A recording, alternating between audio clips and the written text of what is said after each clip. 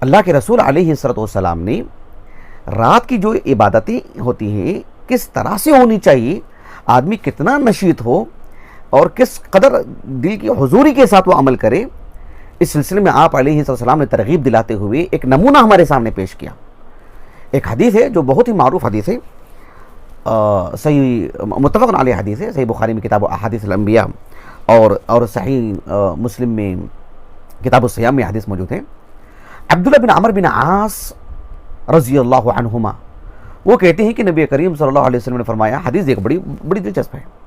آپ نے فرمایا کہ احب الصیام الی اللہ صیام داؤد،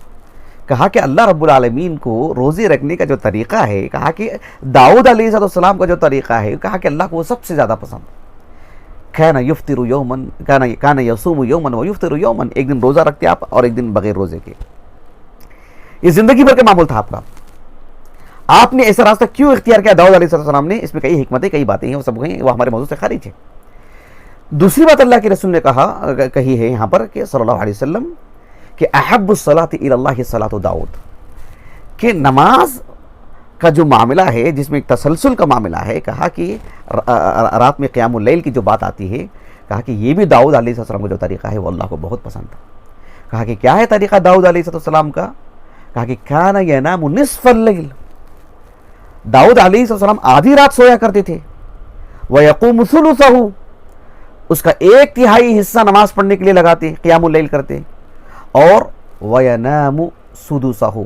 پھر رات کا جو آخری پہر ہے پھر اس میں سو جاتے تاکہ فجر کے لیے اٹھنے میں آپ کے لیے آسانی ہو، پھر فجر میں وہ چاشنی ہو، اس کے لیے آپ اس سے پہلے بھی ایک پہر آپ آرام کرنے میں لگاتے۔ کہا کہ احب الصلاۃ الی اللہ صلاۃ داؤد، کتنی بڑی بات ہے۔ اللہ تعالیٰ نے قرآن مجید میں اللہ کے رسول سے کہا علیہ السلام، اولئک الذین ھدی اللہ فبہداہ مقتدی، انبیاء علیہ السلام کی جو عبادتیں ہیں، ان کا جو ایمان لانے کا طریقہ ہے، طور طریقے ہیں، عبادات ہیں، جو منسوخ ہو چکے ہیں اس سے ہٹ کر کے جو عموم ہیں اور جو اصولیات دین ہیں، اس پر اللہ کے رسول علیہ السلام کو اللہ نے تلقین فرمائی کہ جو مطلب ان کو نمونہ بنائیں۔ دیکھو اللہ کے رسول نے وہ حدیث سنائی ہم کو، سبحان اللہ، کہ جو یہ طریقہ پسند ہے اللہ رب العالمین اور سب سے زیادہ پسند ہے۔ تو یہ جو مسلم معاشرے میں ہم دیکھ رہے ہیں کہ بڑی تعداد میں لوگ یا تو درس میں بیٹھتے ہیں یا پھر باتیں کرتے ہوئے باہر بیٹھتے ہیں، اور ان کا نقطہ نظر یہ ہوتا ہے کہ قیام اللیل تک انتظار کریں، جگا کے رکھیں اپنے آپ کو، اس کے لیے باہر لوگوں سے بات کریں گے، کچھ کھانے پینے میں وقت لگائیں گے، باہر چائے نوشی میں وقت لگائیں گے، مطلب کہیں نہ کہیں ٹہل کر کے جو ہے اپنے آپ کو بچا کے رکھیں گے کہ قیام اللیل کے لیے ہم کو بیدار رہنا ہے، اور پھر اس کے بعد قیام اللیل کے بعد پھر اپنے آپ کو مطلب کہیں نہ کہیں مشغول رکھتے ہیں کہ جو ہے مطلب اب ہم کو فجر کی نماز پڑھنی، اس لیے کہ اب وہ طاقت نہیں ہے، وہ چستی نہیں ہے جو ہم کو پہلے پہر میں تھی۔ یہی میں بتانا چاہ رہا ہوں ان سارے نصوص کی روشنی میں۔ آپ دیکھو کہ بندہ مومن کا قیام اللیل میں جو اجر و ثواب ہے، بندہ مومن اگر سوتا ہے اس نقطہ نظر سے کہ میرے بدن کا جو حق ہے، میرے بدن کا حصہ ہے اور میری ضرورت ہے، اور اس آرام کو بھی میں اللہ کی عبادت کے لیے لگاؤں گا، تو یہ بہت اہم چیز ہوتی ہے۔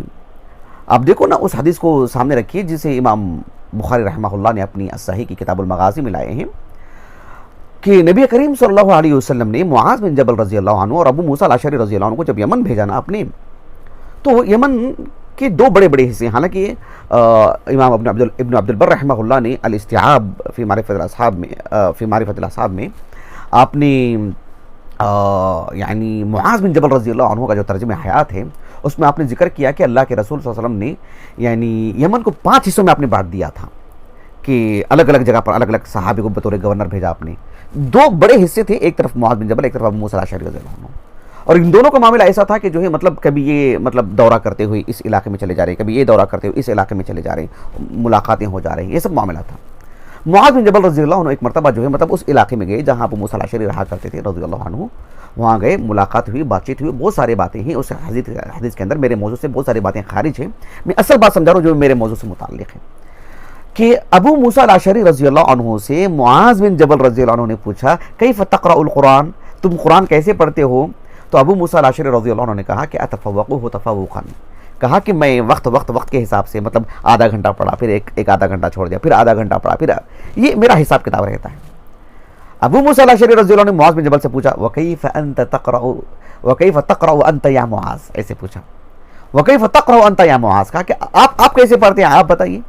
معاذ بن جبل رضی اللہ عنہ نے اپنا طریقہ کار جو بتایا ہے واقعتاً قابل غور ہے، فی الحال ہماری اپنی جو زندگی ہے اس میں ایک طرح سے توازن پیدا کرنے کے لیے۔ معاذ بن جبل رضی اللہ عنہ کہتے ہیں کہ انا مؤول اللیل، میرا طریقہ کار یہ ہے کہ میں رات کے پہلے حصے میں تو آرام کر لیتا ہوں، سو جاتا ہوں میں، وَأَقُمْ حَتَّى قَضَيْتُ جُزْئِي مِنَ النَّوْمِ، یعنی رات کا جو ایک حصہ میں سونے میں لگایا ہوں اس سے فارغ ہونے کے بعد میں پھر بیدار ہوتا ہوں، پھر میں جو ہے مطلب قیام اللیل کرتا ہوں، قرآن مجید پڑھتا ہوں۔ آپ نے کہا کہ فَأَقْرَأُ مَا كَتَبَ اللَّهُ لِي، اللہ رب العالمین نے میرے لیے جو مقدر لکھ رکھے ہیں میں اتنا حصہ قرآن کا پڑھتا ہوں۔ یہ میرا جو معاملہ ہے، میں آرام بھی کرتا ہوں، میں بیدار ہو کر کے پھر کچھ پڑھ بھی لیتا ہوں۔ کہا کہ میں ایسا کیوں کرتا ہوں؟ معاذ بن جبل رضی اللہ عنہ نے جو ہے مطلب اپنا نقطہ نظر بتایا، کہا کہ جو ہے احتسب نومتی کما احتسب قومتی، جس طرح سے قیام اللیل کرتے ہوئے میں احتساباً قیام اللیل کرتا ہوں، اللہ سے اجر کی امید، اللہ سے اجر لینے کے لیے میں قیام اللیل کرتا ہوں، میں سوتا بھی ہوں تو احتساباً سوتا ہوں کہ اجر کی امید سے سوتا ہوں کہ میں تھک چکا ہوں، میں آرام کر رہا ہوں، آرام اس لیے کر رہا ہوں تاکہ بیدار ہو کر کے مزید میں کچھ کام کروں۔ یہ بہت اہم چیز آپ دیکھو نا، رات میں جو سونے کا جو انداز ہے جو شرعی نقطہ نظر سے، یا دن میں مطلب جو یعنی قیلولہ جو شرعی نقطہ نظر سے جو چیز ثابت شدہ امر ہے، اسی لیے کہ ایک بندہ جو ہے مطلب اس کے اندر ایک چاشنی رہے، اس کے دنیاوی کام کاج میں بھی اور عبادتوں میں بھی، اس میں کسی طرح کا مطلب کہیں کمزوری نہ ہے، اپنے آپ کو وہ اپنے آپ کو مطلب بوجھ نہ سمجھ لے کسی عبادت کو انجام دیتے ہوئے۔ تو اللہ سبحانہ و تعالیٰ نے جو ہے مطلب یہ نظام رکھی ہے، تو اس کے لیے ہمارے لیے ضروری ہے کہ جو احادیث ہم نے سنائے ہیں، ان احادیث کو سنانے کا یہی مقصود ہے کہ ایک مسلمان کو چاہیے کہ اس کا مکمل لحاظ کرے کہ اپنے آپ کو مطلب اپنی اس کی جو طاقت ہے وہ جمع کر کے رکھے، ایسا نہ ہو کہ طاقت غلط چیزوں میں مطلب استعمال ہو، غیر ضروری چیزوں میں استعمال ہو، محض بات چیت میں، محض چلنے پھرنے میں، محض کسی اور دیگر امور میں، پھر عبادتوں میں ہماری وہ طاقت نہ لگے۔ ایسا بھی نہیں ہونا چاہیے، اور ایسا بھی نہیں ہونا چاہیے کہ عبادتوں میں تو لگ ہی رہی ہے طاقت لیکن ابتدائی حصہ میں بڑی چستی ہے، دھیرے ہم کمزور ہوتے جا رہے ہیں، یہ بھی تو نہیں ہونا چاہیے۔ تو اس کا ہمیں خیال کرنا چاہیے کہ یہ جو راتیں ہیں اس سلسلے میں فرد بہتر جانتا ہے۔ جب میں معلوم ہے کہ ہماری مسجد میں 11 بجے قیام اللیل ہے، 12 بجے ہے، کسی مسجد میں 1 بجے ہے، کسی مسجد میں 1:30 بجے، تو وہ دیکھ لے کہ میں اس وقت تک کے لیے کتنا بیدار رہ سکتا ہوں میں، تو اس کے لیے کچھ آرام کر لے، آرام کر لینے کے بعد جو مطلب پھر دل حضوری کے ساتھ نماز پڑھے، پھر اس کو بہتر لگتا ہے کہ کچھ آرام کر لے تاکہ فجر کے لیے پھر اس کے لیے مطلب وہ چاشنی رہے۔ ایسا نہ ہو کہ رات بھر پوری نکال کر کے، یہ بہرحال جو ہے یعنی شریعت اس طرف ہماری رہنمائی، اس کی طرف ہماری حوصلہ افزائی نہیں کرتی ہے۔ شریعت ہمیں جو سکھاتی ہے وہ باتیں ہم نے آپ کے سامنے رکھی ہے۔ اللہ سبحانہ و تعالیٰ سے دعا ہے کہ اللہ رب العالمین ان راتوں کو جو صحیح انداز میں اللہ سبحانہ و تعالیٰ کی بات کرنے میں، اپنے وقت کا صحیح جو ہے ترتیب دے کر کے استعمال کرنے، اور اپنے آپ کو اللہ رب العالمین کی عبادت میں بہتر طریقے سے ہمیں جو ہے مطلب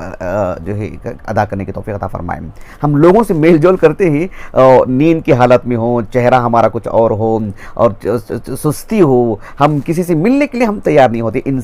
مخلوق کا سامنا کرنے ہوئے۔ رب العالمین کے جب سامنا کرتے ہیں تو پھر جو ہے ظاہر بات ہے وہ ہمارے بدن میں مطلب جو ہمارے لباس میں اور ہمارے رکھ رکھاؤ میں مطلب وہ بات آنی چاہیے کہ ہم رب کی حضور کھڑے ہوئے ہیں۔ میں سمجھتا ہوں بات بہت واضح ہوگی انشاءاللہ تعالی۔